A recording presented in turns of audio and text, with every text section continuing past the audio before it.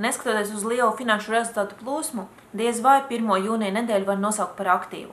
Investori jau sāk pāriet uz vasaras režīmu, kas nozīmē, ka apgrozījums arī samazinās. Tomēr, ja mēs paskatāmies uz pēdējo gadu laikā, vasaras periodu, tad ekonomisku svārstību dēļ investori visu laiku bija spiesti sekot līdzi tam, kas notiek tirgos.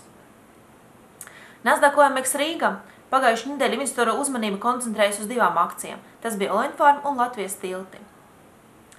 Šo var saistīt ar kompāniju publicētiem rezultātiem. Jo, ja mēs paskatāmies uz pirmā ceturkšņa apskatiem, kurus publicēja kompānijas, tad izteikti Olinfarm, Latvijas tilti, kā arī Saftehnika, kura izdarīja to jau daudz ātrāk, bija tās kompānijas, kuras pozitīvi pārsteidz tirgu. Ja mēs paskatāmies uz oficiāli sarakstā publicētiem rezultātiem, tad absolūtos ciparos vislielākā peļņa bija Ventspils naftai. Peļņa pārsniedz 3 miljonus latu. Pozitīva dinamikā tieši peļņas rādītājos bija izteikta farmācijas preparātu ražotājiem.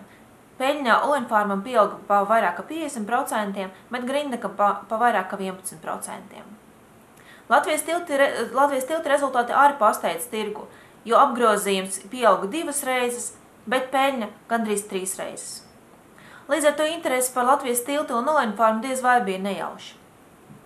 Tomēr, ja es skatos uz Olinfarm un Latvijas tilti, tad šīs kompānijas ir ļoti atšķirīgas.